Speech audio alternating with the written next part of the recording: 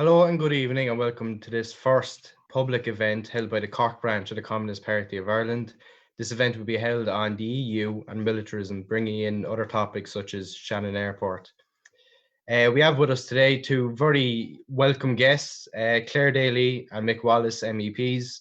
They join us here now from Brussels. So Clare and Mick, thanks a million for joining us tonight. Thanks for the invite. No bother. So I suppose what we're looking to talk about today is the European Union and militarism. What can you tell us about the reality of militarism in the European Union? Can we talk of a European military industrial complex? Yeah. Okay, I suppose just to start, can we talk about a European military industrial complex? Absolutely, yeah. In 2019, the EU member states spent over 200 billion on arms between them, and what we have as well is not only is there EU pressure on member states to spend at least 2% of their GDP on defence, but now there's a huge move within the European Union itself for the EU itself to start spending money on defence. And in the new multi-financial framework, which is the budget for the next 7 years, there was over 13 billion earmarked just for new defence spend, which was all about buying new equipment. And then there was a lot of indirect money as well. In total, you're looking at the EU fund spending in the region of 51 billion over the next 7 years. And then you had other money being spent, for example, on in the area of transport. They're looking at, they had earmarked 6.5 billion. Now there's threats to cut that back because of COVID, but we've yet to see what's going to happen. But they had earmarked 6.5 billion to come out of the European transport budget to actually go towards military mobility, they call it. Right? And the main argument for it is that rail track across Europe, especially from Western Europe into Eastern Europe, is not deemed of a good enough quality anymore to carry the new range of weapons. Secondly, the grid isn't synchronized. Rail tracks vary from state to state. And so they were looking at putting in new lines in order to be able to move military equipment to the position required at short notice. Really what they were talking about doing was getting stuff close to the Russian border as fast as they could. And they were looking at spending 6.5 billion out of the transport budget to do that. I mean, most European citizens, including the Irish citizens, wouldn't be probably aware of the fact that money from the likes of a transport budget would be raided for military purposes like this. But I mean, the truth is that member states, while they spent 200 billion last year, there's pressure on them to spend a lot more. And the Trump narrative that, oh, listen, by the time you start spending more money yourselves, we won't always be here to look after you. Well, the Americans will be always there to do what suits them. We need to never worry about that, even though we'd rather they fucking never came near the place, obviously.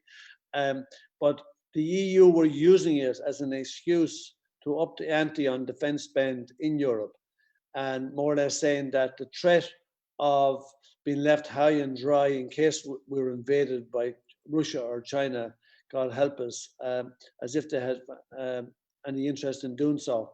But that threat is being used to put more pressure on the member states to spend more and more on defence. Yeah, I mean, both of us. So Mick has been on the Security and Defence Committee since we got elected in 2019.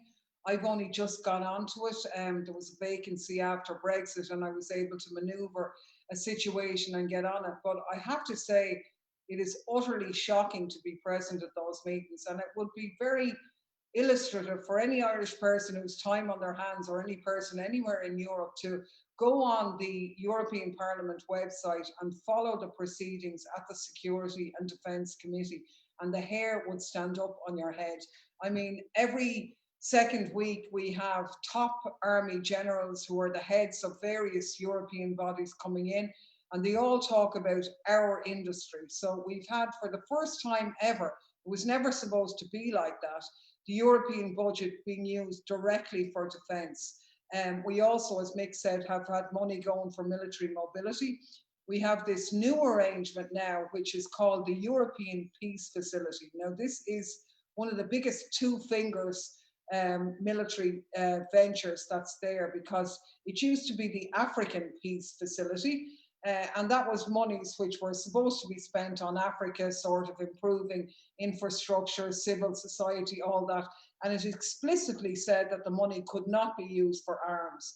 So now we have a European peace facility which can be used for arms, and we have the obscenity where basically that money is going to be used to allow money to be spent on arms in Africa to destabilize the very regions that the people of Africa are living in. But the winners are the arms industry in Europe, and the same industry which is destabilizing the Middle East and so on, and getting the money from that, are the same companies that pop up in the border security contracts to keep the refugees and the migrants, the victims of those wars, out of Europe. So have we a military industrial complex? Absolutely. And tune in to some of the commentary from the Security and Defence Committee, and I tell you, these are warmongers. They're crying during COVID time that the money and the budgets are going to be cut, and they say we have to defend our budget, our industry. Really frightening stuff, to be honest. It's interesting when you look at the fact that the EU forced the Irish state to take on 42% of all its banking debt, not for the use of building schools or hospitals or paying workers' wages, but for this type of endeavour that only puts the most vulnerable people in the world at risk, namely in the likes of the Middle East, Latin America, and the Third World. Flowing on from that, can you talk about the support in the EU for US sanctions against countries like Venezuela, Syria, Iran, and so on, which have really damaged those countries' ability to respond to stuff like COVID-19 and so on? But yet the EU will always fall in line with US imperialism, regardless of whether it's Trump or Biden or Obama. Well, what can you tell us about that? Well, obviously, by their nature, the sanctions are illegal. They're against international law. If you read the UN Charter, which has become unpopular with the major powers in the last 20, 30 years, because first of all, America has thrown it in the bin a long time ago. And unfortunately, a lot of the European countries and the EU pay very short regard to the UN Charter now as well. When you impose sanctions on a country, it is illegal unless it's actually comes with a resolution from the UN, and most of the sanctions don't. Like you've mentioned Venezuela. I mean, the Venezuelan sanctions do not have a UN resolution, and there is no rational argument for what the Americans are doing. And for the Europeans, in relation to the sanctions, when 5 million people have left Venezuela in the last 4 years, and people say, well, that's Maduro's fault. But in actual fact, it's a direct consequence of the US sanctions.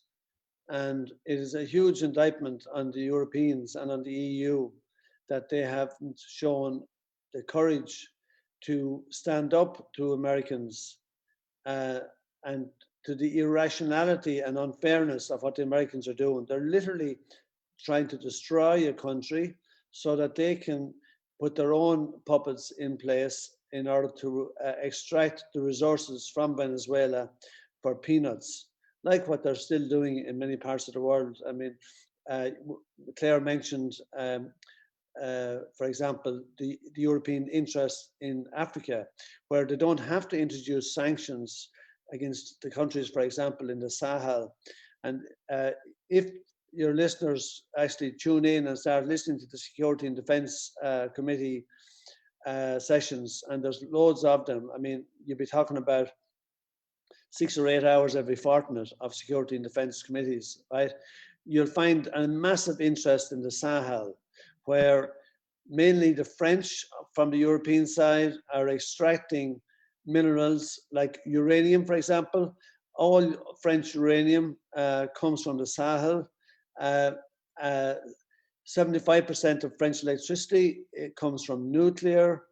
And the French, there's 20,000 plus troops down in the Sahel. So we don't need to put sanctions down there. We bribe the French and other European and American corporations. They bribe the governments. They have their own leaders in place. The Europeans give out about the Africans been bribed, but what they forget to tell us is that it's usually Western corporations that are actually bribing them so that they don't have to pay too much for the minerals that they're robbing from the people, and leaving countries with poverty rate of 70%, and less than 30% of the people can read and write. So in places like Venezuela, Syria, Iran, Lebanon, anyone that doesn't roll over and do what they're told or take the bribes, well, they're standing up to imperialism. So they require sanctions. And as we speak, America has sanctions against 38 countries, right? None of it has UN sanction. Absolutely none of it, right? And unfortunately, with a place like Venezuela, also like Nicaragua, I mean, you have the Europeans don't give a damn. They don't have a lot of skin in the game. Doesn't really bother them a whole lot. Iran is probably a different story. Iran has a population of 80 million plus. It's one of the fastest growing economies in that region at the moment. It has huge potential despite having huge problems, but the potential is enormous. And the Europeans wanted to tap into that. And they didn't like the Americans putting sanctions on Iran. They didn't like the Americans pulling out the JCPOA. The Europeans want a normal relationship with Iran. They know that Iran is no threat to Europe, no more than it's not a threat to America. Some people may consider it a threat to Israel, but only because Israel is obsessed with Iran and would like to wipe them off the map. And while Trump didn't have a real foreign policy, anything he did do, mostly it was really only guided by the Israeli position, a little bit of the Saudi position in that whole region. And then his take on South America was really dictated by a small group of numbskulls in the Miami region who were anti-Cuba, anti-Venezuela, anti-Morales, and anti a lot of Central America that wasn't already in the US pocket. But the Americans use sanctions now. They find it a more effective tool than actually dropping bombs on cities. You can bring a country to its knees quicker now with US sanctions, and it all goes, I mean, you wonder how the fuck do the Americans have so much clout in doing this? Well, Bretton Woods was set up in 1945, and that's where they decided that the dollar would become the world currency, but that it should be pegged to gold. But the Americans then became the masters of the world finance, and they became even greater masters of it by cheating on Bretton Woods, and to a point that by 1971, when Reagan was in power, the Federal Reserve went to Reagan and told him, listen, just for your information, we shouldn't be pegged to gold. We've printed 3 times more dollars than we have gold to match it, and we've been cheating for a long time. I suggest you just announce that we're breaking the gold standard. We don't find it a sensible thing anymore. And he says we'll just take it on the chin. There'll probably be a bit of a dip in the Fed, in the shares, whatever.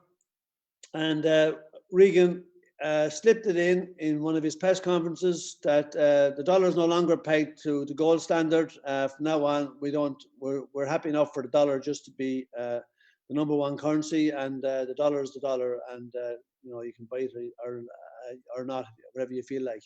And there was hardly a blip in the markets. And since then, the American complete control over world finance has allowed them to be very, very strong in the area of sanctions. It gives them massive clout. Now, oil is still traded in dollars worldwide. And one of the first people to challenge doing that and wanted to trade oil in euros instead of dollars was Gaddafi. And the second fellow was Saddam Hussein. And the Americans decided that these were two guys that didn't need around. And oil has still been traded in dollars. But the Chinese and the Russians and the Iranians and a few other friends around are in the process of challenging that. It's going to take them a few years, but the dollar will not remain in its present supreme position forever. And the sooner that the Russians and the Chinese get their act together, because listen, in our lifetime, and I'm a lot older than you fellas, but within my lifetime, I guarantee you that China, and I'm not saying that they're going to be lovely fellas and great and that we're going to love them or anything, but I am saying that they will replace America as the world's number one superpower in my lifetime. I'm not talking about yours. I just want to add one thing to that. I mean, Mick is our sanctions expert. He's on the Foreign Affairs Committee, and we were supposed to have an event kind of based around sanctions, which actually your own Eugene McCartan was going to come over and speak at, but before COVID started, on sanctions more deadly than war. And that's the reality, like the impact of sanctions on ordinary people in all of these countries whose only crime is not to buy into the narrative of US imperialism is really appalling. And I suppose the point we would make is that the European Union had a chance to adopt an independent foreign policy and basically chose to just bend the knee to US imperialism. I mean, Mick is right, it's slightly different with Iran. They really would like to do business with Iran, but they're kind of afraid. But on topics like Venezuela, I mean, you would be sick listening to them because there's a huge Spanish contingent, for example, some of them, even the father of Leopoldo Lopez, the very right-wing, violent, middle-class, aggressive party that Juan Guaido is a member of. His father is in the European Parliament, and anybody who says anything about Venezuela and the right of the Venezuelan people to elect their own government is immediately sort of bombarded with propaganda from these people. So they do tend to just follow what the US say. But it doesn't stop us from speaking out. now. No, we do. That doesn't stop us. That only encourages us. True. Yeah, I recall somebody in European Parliament referred to Juan Guaido as an unelected gobshite. No, I wonder who that was. He might be on the call tonight. I thought I was actually being complimentary. I could have called him a lot worse. Yeah. I've heard him being called a lot worse. And deservedly so. Yeah. But I suppose I find it interesting that in the past couple of years, I don't think I've seen any more ads for calling on people to join the defense forces and all these sort of, reality programs of people training to be soldiers in the army and everything, which is strange that you never saw those programs before the EU battle groups and PESCO and everything got up and running. It's almost as if there's a connection there. I'm sure Simon Coveney would know something about that. But in keeping with the Irish connection, what's the use of Shannon Airport? Why is it the US military uses it as a de facto military base to transport planes and weapons, and even it's alleged Although I wouldn't necessarily say it's an allegation, I would say it's probably fact that prisoners from the Middle East and the US's imperialist wars were transported through Shannon while on their way to Guantanamo Bay. So is the Irish state guilty by association in NATO's war crimes in the Middle East through the use of Shannon Airport and so on? We would say no question or doubt about it. And actually, Shannon is key. It is I suppose, the headline issue in Ireland for the undermining of our neutrality. Like, it's been a fact now. Maybe the turning point was around the war in Iraq. Since then, it has been a daily occurrence that we have hundreds of US personnel transiting through Shannon on civilian aircraft hired by the US military, whereby they seek exemptions from the Irish government to carry their weapons on board and so on. They're not supposed to be in the main body of the aircraft, but we know that they are. And then similarly, we have US warplanes transiting through every day as well. And the Irish government turn around and tell us, oh no, they're just passing through. They're not doing anything. They have no weapons. They're not engaged in any military activity. This is just utter nonsense. You know, the cost of transiting this, of course they are. These are on their way to fields of combat. They're on their way to the Middle East. And in that sense, Ireland is utterly complicit. We are in the process of, and we're hoping to organise ourselves an event, a web event around the 16th of December on EU militarism, but also on how the undermining of Shannon has led to Ireland's deeper and deeper involvement. The use of Shannon has led to the undermining of our neutrality and the involvement of Ireland then more and more in EU militarism. And that is just a fact. It's utterly shocking to see the scale of it. And now that has led to PESCO and all the rest of it. So we're totally guilty in that regard. We brought out or are bringing out a book of the trial of our case when we were arrested for trying to search the military aircraft in Shannon.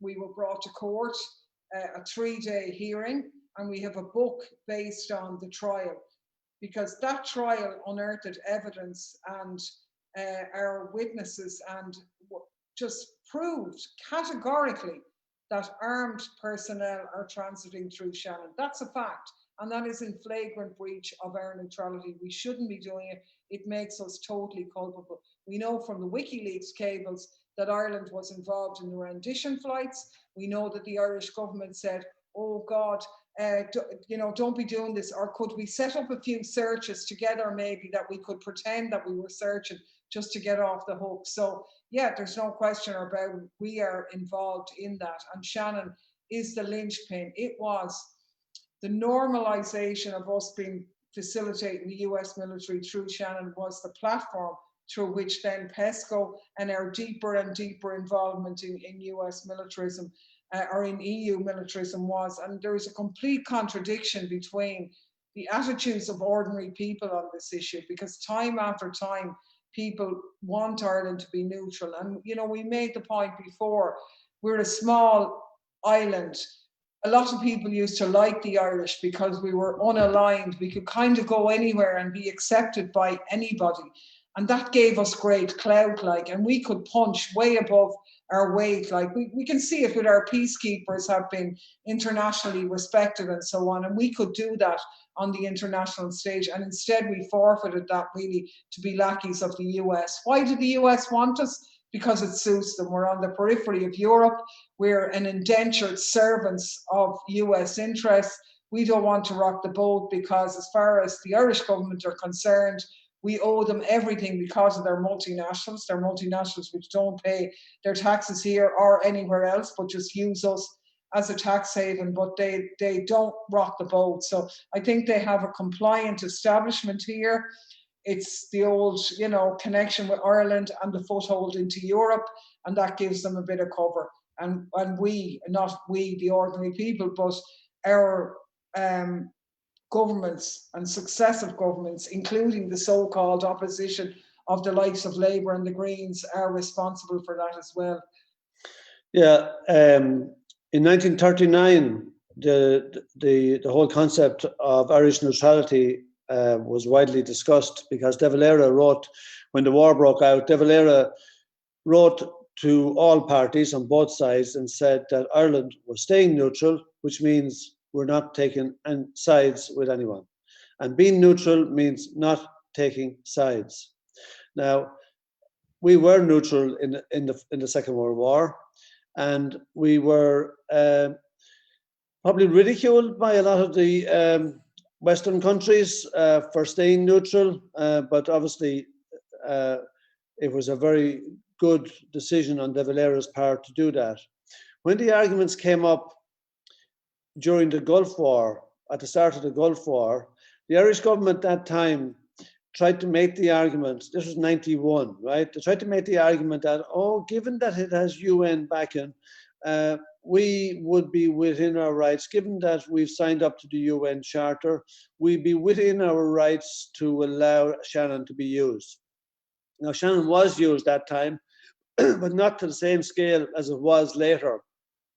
The argument boiled up again with Afghanistan in 2001, and obviously became a bigger issue before the Iraq War in 2002, which started in March 2003. But you'll remember over 100,000 people went on the streets of Dublin to protest against the Iraq War, to protest against any Irish involvement in it. 30 million people marched that weekend across the world against the Iraq War. And I heard an interview with Roger Waters at the weekend, and he said, and he reminded people that when 30 million people marched against the prospect of starting an Iraq war on this trumped up notion that there was chemical weapons there, even though they couldn't find them. 30 million people, he says, turned out to be right. But he says the elite ruling class that decided to go to war, he says, were all wrong. The Iraq war was a disaster. Over 1 million people were killed in Iraq. They destroyed a country, which led to huge instability in several other countries. It was a total disaster. But he said the entities that went to war that time, he said, they probably don't even regret it, he said, because they're probably still making money from it. But the argument that time about neutrality in Ireland that was used by Ahern and Cowan was a disingenuous argument. And they did not tell the truth about what was going on. And at one stage, they said that they wouldn't allow Shannon to be used unless there was a second UN resolution that actually signed off on the war, on invading Iraq, which never arrived. But we still allowed them to actually use our airport. They tried to make out that we were still neutral. We weren't. We took sides. We took the side of the largest military complex the world has ever seen. We sided with them. We were not neutral anymore. And the notion that, oh, we were militarily neutral because we didn't actually go to war ourselves is a euphemism, is a complete distortion of language. And just to show that how much that we were part of the coalition of the willing, we were stupid enough to send a few of our defense forces to Afghanistan for a number of years, where they trained Afghan militia. And what a horror scene Afghanistan has turned into. The Americans have occupied the place for 19 years, and now it's a basket case, a basket case. Hundreds of thousands of lives lost, communities destroyed, nothing good has come of it. It is so bad that now the Americans want out, but obviously they won't leave their military bases there because it's too close to China, it's too close to Iran, Kazakhstan. There's just too much at play for them to actually desert their bases. But both Iraq war, Afghanistan war were monstrosities, and they were a terrible destruction of mankind, and Irish government facilitated by allowing Shannon to be used as a US military base. It's a terrible shame on us, but it's a shame on our politicians, not our people. As Clare pointed out, there's probably hardly ever been less than a 65% poll showing opposition to the US military use of Shannon. And look at Shannon today. Less than 1% of traffic, airport traffic in Ireland for civilians goes through Shannon. 97% of it goes through Dublin. We don't do regional government. We only do centralized government. And Shannon has been abandoned. And while the people around Shannon thought that, oh, well, listen, so the troops will bring some business and the US military will bring some business, they've destroyed the airport.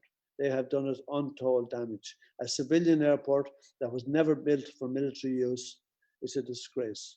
And all the parties, and you can name them all since then, not just Fine Gael, not just Fianna Fáil, not just Labour, the Greens, the PDs, they all have taken the shilling and they have all refused to do what they said they'd do in opposition.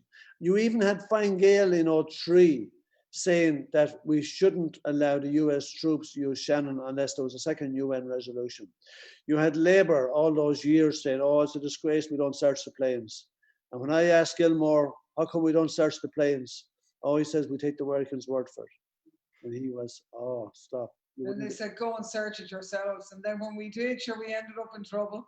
But yeah, like there's some neck, and it was a real, I thought it was brought home to me during COVID when you had, you know, the airport basically shut down. We've all cabin crew employed by Ryanair and Aer Lingus who've lost their jobs. The regional airports have been shut down. No traffic at all through Shannon, except in the middle of a global pandemic, the US military, bringing its footprint around the globe and COVID in many instances, and Shannon was part of that. It's interesting because if you think about it, groups like ISIS threatening terrorist attacks would be, if you look at their modus operandi, would be well within their sphere of operations to attack somewhere like Shannon or somewhere else in Ireland, even the likes of Dublin or Cork or Belfast, and saying that it's because of the use of Shannon. So not only does it put the lives of people in the Middle East at risk, by allowing these basically mercenaries travel through what should be sovereign territory, but it also puts Irish lives at risk. Well, we actually made that point during our trial in Ennis, and it's something that we believe, and it's a point that we made when we were in the Dáil as well. And I remember distinctly Joan Burton, when we made those points, kind of turning it on our heads and saying it was our fault. Would we ever shut up like that? Yes, Ireland could be the victim of that attack. So would we please stop drawing attention to the fact that the Americans were using Shannon? In other words, that was our fault for mentioning it rather than their fault for facilitating it in the first place. And I mean, you're totally right. Like, there has been interviews with people in, you know, I suppose jihadi groups and that outside saying, yeah, Ireland, we're a bit disappointed here now. So yeah, I mean, crazy. Of course, it does make us fair game because we are complicit. And do you want to come in, Mick? Yes, I know. It just reminded me of a point that Dennis Halliday, who was a UN inspector in Iraq, and Dennis has been a powerful anti-war campaigner. But Dennis actually made the point that he was challenged by one of these groups while in Iraq at one stage in the later years. And he more or less said, you know what, we're really disappointed with the Irish that they actually took sides. We're really disappointed. Now, they left it at that, but Dennis was really struck by it. And it's not necessarily beyond the pale to suggest that Shannon will continue to be used by the US. If you look at what happened this year, before COVID was the big news story. The big news story was that the US was on the brink of war with Iran. And that very quickly brought Shannon into the spotlight. And no doubt the US will come up with some other country to flex its muscles at and so on, to try and take away from its own economic and social issues at home. The US in the Middle East, I think broadly most people are in agreement that, you know, it shouldn't have any involvement in countries like Iraq or Iran or Afghanistan.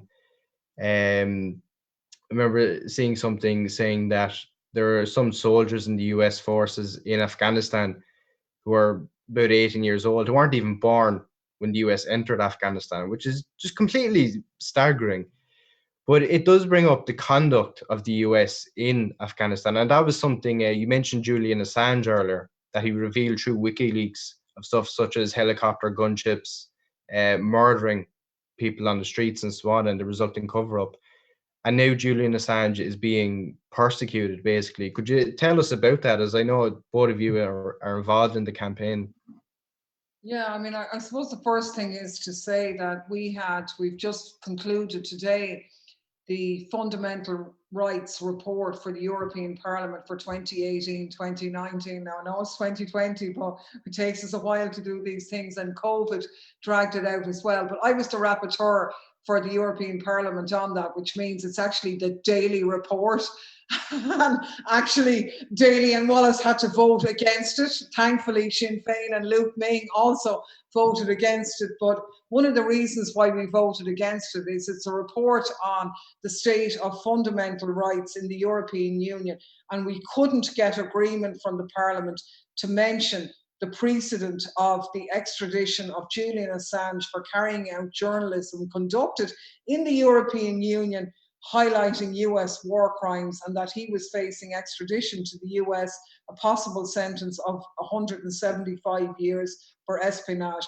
And they said, oh, well, we don't really like to mention individuals. It's not really suitable. And we're saying, well, if you can think of another individual who's been treated like that, we'll add him or her in as well, but just not mention it isn't good enough. So the European Parliament wouldn't agree to mention Julian Assange in a report on fundamental rights. But I mean, you're totally right. The work done by WikiLeaks and Julian Assange was absolutely a game changer around 2010. And it's important that people realize that what he has been extradited for now, 10 years later, is exactly what was outed about the war crimes of the US in Iran or in Iraq and Afghanistan. Only that. That's what he's on trial for. Had that trial occurred in 2010, when the information was released, I think you would have had another 30 million people on the streets, because the information released through stuff like the video showing the murder by US troops of the 2 Iraqi journalists and the others, which was used which was the footage which Chelsea Manning gave them access to, but it highlighted the viciousness of the US in wantonly just killing people, innocent people, revealed before people's eyes. And it was a game changer. They brought information about their renditions, which actually resulted in people who were the victims of that succeeding in getting some form of compensation. I remember the story of the colleagues of the 2 Iraqi journalists who were killed by the US plane shooting them down, saying that they had sought answers and they'd been shown footage by the Americans to more or less say, oh, it was an accident, or almost like that the journalists killed themselves. And they kind of believed that it was an accident until WikiLeaks released the information and showed them the truth, that this was a deliberate sort of US war crimes. There were other incidents of villages being laid to waste, of families being shot, women, children raped and shot by the Americans. Horrific stuff, but they laid it bare.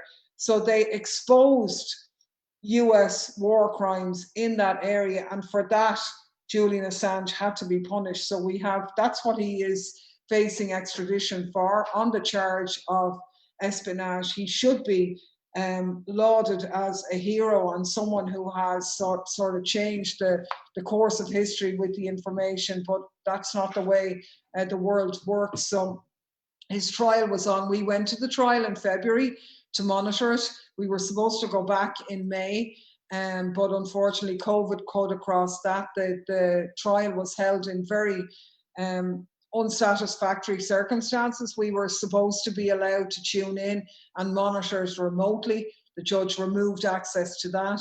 There's been a huge lot of problems with the way in which the trial has been conducted.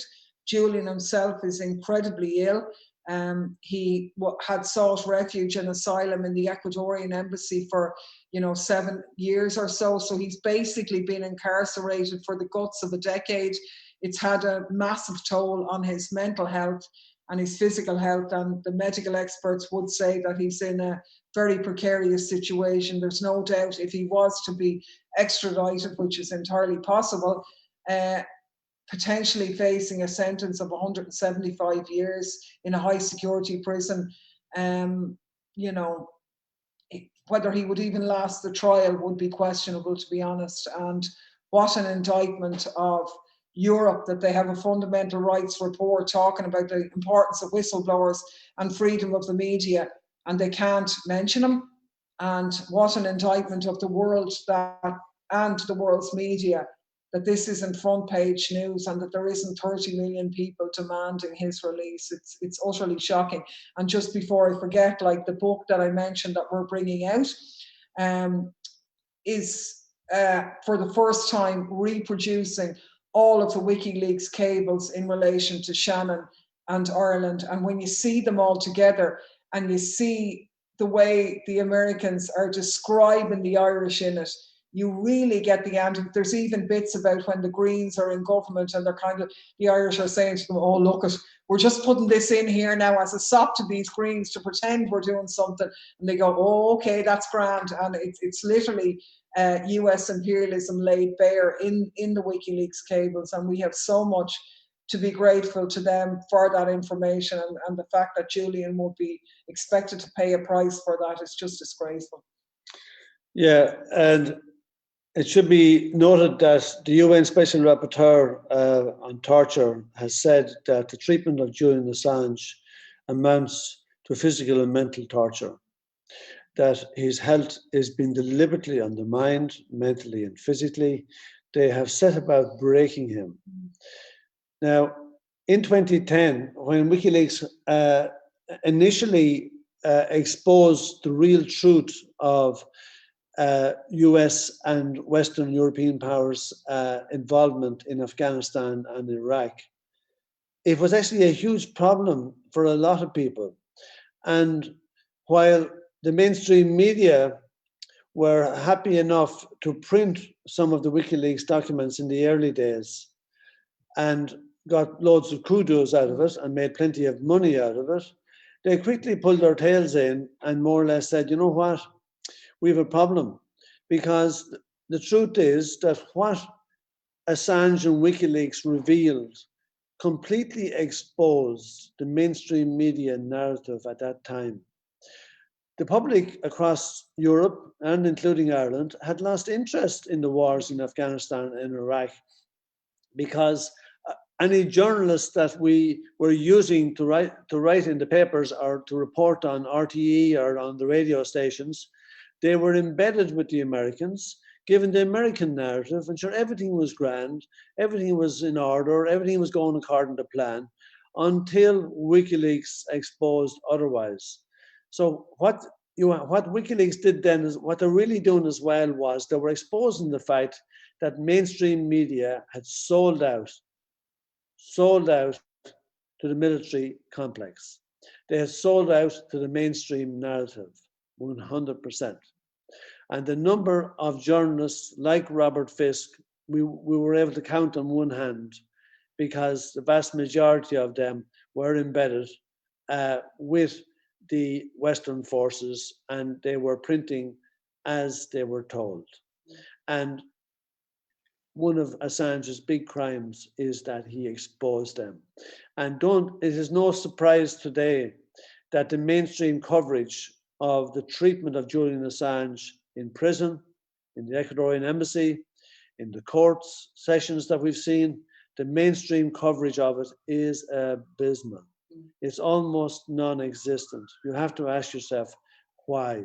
How in God's name is there no coverage for probably the biggest media case in the history of our lifetimes, for certain, probably in the history of media, and they don't want to talk about it?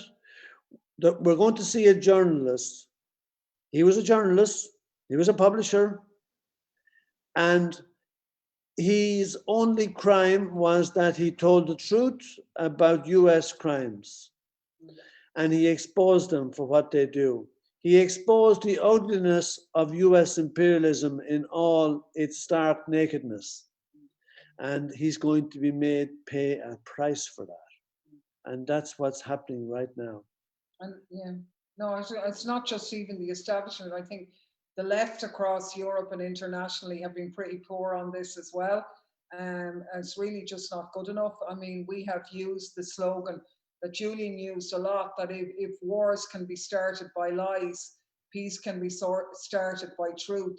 And that's essentially what he saw the project as being, that information is power, and that if you give people the information, it can be the biggest motivator for peace. And when we think about the amount of money being spent globally on militarism and the huge cost in terms of human life and dislocation and so on out of that, you can see how that's a threat to those who are making money out of that world disorder. And he had to be silenced because of that. But I mean, I think it's really irresponsible of some of those, you know, who should know better, not to be championing his case a lot more. And just to bring it back to the EU, to the European Union, the European Parliament, we've made the point this week, because obviously Clare has talked about the amendment that was defeated, trying to get Assange's name incorporated into the Fundamental Rights Report. But we also had a debate on the challenge to journalism in Europe. But they won't mention Assange, right? But it really exposes the European Union so much. European Union, we would argue, is 90% right-wing, 90% Atlanticist, in that it's comfortable with US imperialism still after all these years. But in the last 4 months, we've had Belarus debated in the plenary 4 times. Belarus. To the best of my knowledge, in those 4 months, there's 5 protesters have been killed by police brutality. And we condemn that police brutality in Belarus as well. We condemn police brutality everywhere, including in Belarus. But there's a fascination with Belarus at the moment. And we've had the woman that supposedly came second in the election. And listen, I have no interest in Lukashenko, but I do not agree with Western interference in the place. And I would like to see the people of Belarus sort out their own problems and get rid of Lukashenko in their own way. Because if the West moves in and brings their financial imperialism and neoliberalism with them, the Belarusians will rue the day that they ever arrived. But we've had Tikhanovsky twice before us at the Foreign Affairs Committee, right? Twice. You should check it out, right? Interesting stuff, right? But so we have a European Parliament members, over 700 of them. I would say over 3/4 of them are very concerned about the human rights of the people of Belarus. Now, it's not disconnected from the fact that Belarus is on the border of Russia. That makes it really much more interesting, and much more interesting for Western intervention. We haven't been near as interested in the human rights of the Palestinians, because our friend Israel are the ones that are committing the genocide there. We have shown zero interest in the human rights of the people of Yemen. Yemen. Have the people at home heard about it yet? There are millions and millions of people starving in Yemen because of the Saudi UAE bombing campaign. They are targeting civilians, civilian infrastructure, food depots, hospitals, cholera treatment clinics, water treatment plants. It's called collective punishment, it's called a war crime, and it's genocide. Do you know how many debates we've had in the European Parliament on Yemen? And we've asked many, many times. Zero. 45,000 children have died of famine alone in the last 3 years in Yemen, and we've had no debate on it yet. Over 200,000 people have been killed in Yemen, and millions are starving. And the US and the UAE couldn't tie their shoelaces without Western support. They're getting their guns from the Americans, from the UK and France. The Germans gave them some, and other Europeans as well. But the US, UK and France have been up to their nuts in Yemen. And they have made a fortune out of selling guns and training Saudi soldiers to destroy lives in Yemen. And we don't want to talk about it in the European Parliament because our member states are involved in, they are complicit in the genocide. We don't care either about the human rights of Julian Assange because he exposes us for what we are. It's disturbing but not surprising that the likes of Julian Assange is on trial, but the likes of George W. Bush or Tony Blair aren't. With all the blood that they have in their hands and how a lot of the lies they made up about Iraq having all sorts of weapons, WMDs and all the rest of it, they use much the same against Syria. And it was only for the likes of the House of Commons vote in Britain and so on. Very easily there could have been an imperialist war in Syria. Of course, I would say there would be an imperialist intervention, but I think if you look at what the likes of Turkey is doing with US support and the backing of all sorts of groups like the Al-Nusra Front and so on, I think Syria will be years rebuilding. And I think that just shows how culpable these people are, and that if we use Shannon Airport to be used to it, it also means that in some ways we are culpable as well. I suppose we're coming to the end. Claire, I know you've done a lot of work on Bulgaria. Just to take a bit of a case study, what is going on in Bulgaria? How does that relate to Well, it's interesting because when Mick was talking about Belarus there, it struck me about Bulgaria because, you know, the EU was up on its high horse about the elections in Belarus, and they wanted justice for Belarus and all this. And the meantime, exactly, so Belarus is a country outside of the European Union. And while that was going on in Bulgaria, the citizens of Bulgaria had been out on the streets at that stage for about 90 plus days, night after night, against their rotten, corrupt government, demanding immediate elections because of the corruption of their government and political interference with the prosecutor general's office and so on.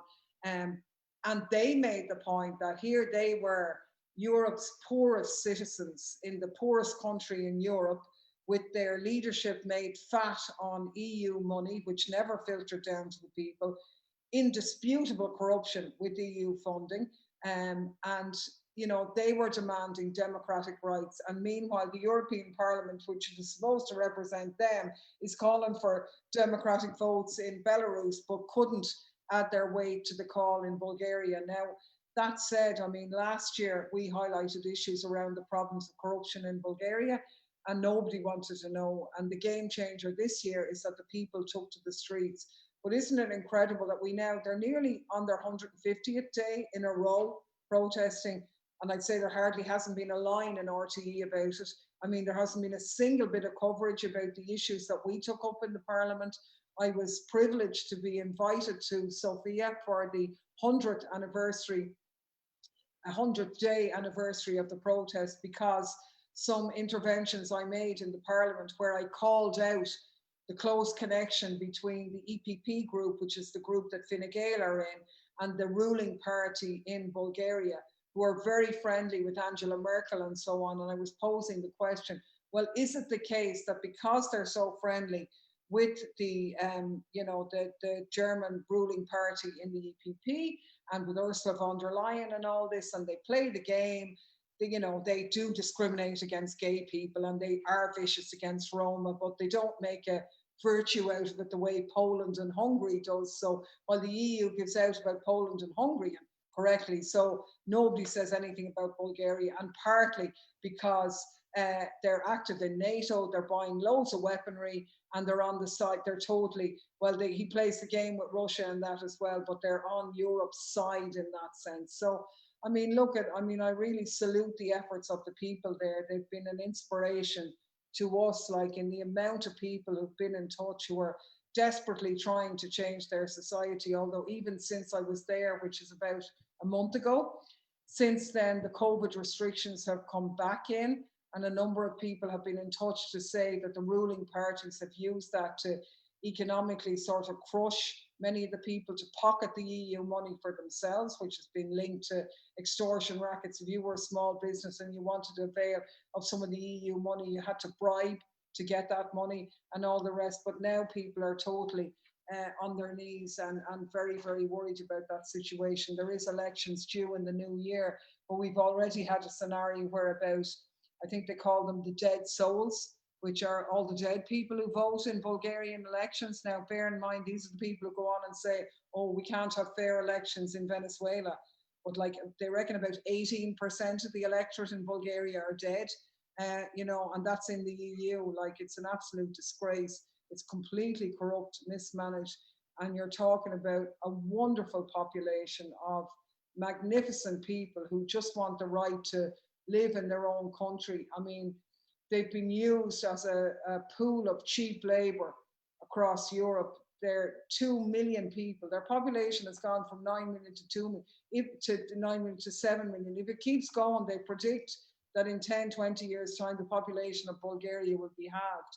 In a magnificent country, it shouldn't have to be like that, you know, and the EU knows that that's going on, and they've enabled it. They don't mind that happening. So I think it's scandalous. It's not talked about more, and we certainly will do what we can to highlight what's going on there. Of course, a lot of the MEPs from Bulgaria don't care either, like, you know. Just to touch on a couple of things that Clare mentioned there, right?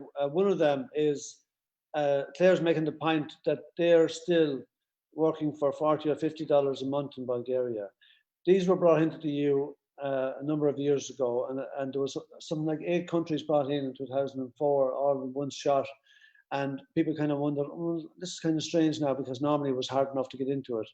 They were brought in for 2 reasons, and it's been verified since: cheap labor for Western Europe and NATO. They wanted them all in NATO. They were closer to Russia. They wanted to facilitate the whole defense industry. The whole thing of producing, of having Russia as the big bad bear justifies all this crazy spend on defense in Western Europe. And the East Europeans were able to facilitate that. The second point I just want to pick up on before you go, you mentioned Syria, and Clare mentioned the lack of coverage in RTE from Bulgaria. We've been to Syria twice in the last couple of years, and we're going again soon. The narrative around what really happened in Syria has been so disingenuous and so bad, so wrong. And RTE have been terrible.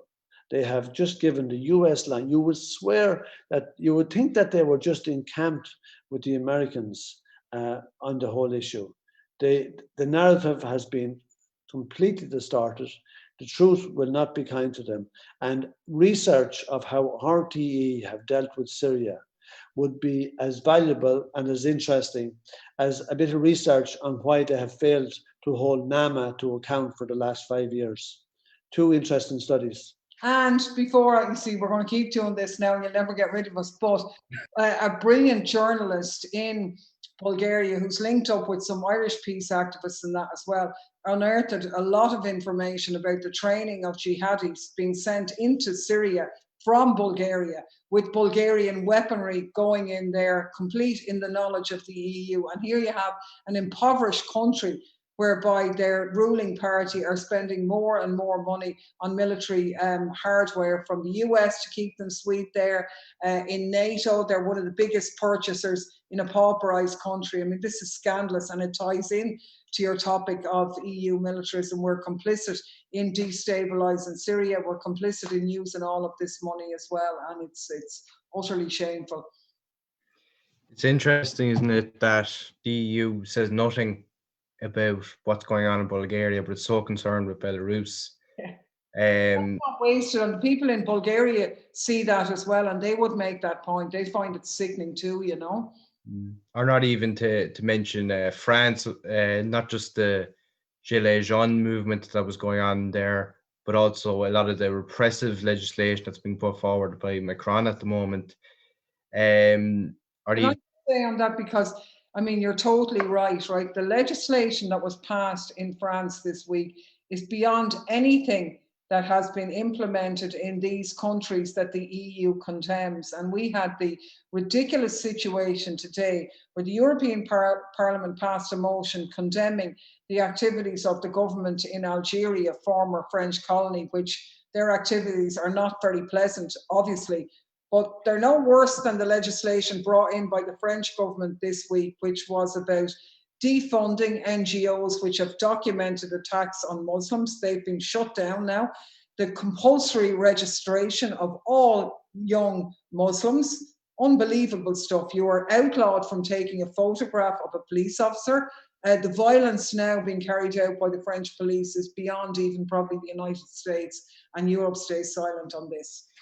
And then they wonder why people are trying to come across the Mediterranean to start a life in Europe, when we have the French companies backed up now with their troops and EU troops, over 20,000 troops in the Sahel region alone, making sure that they can continue to rob the place blind of uranium and other minerals.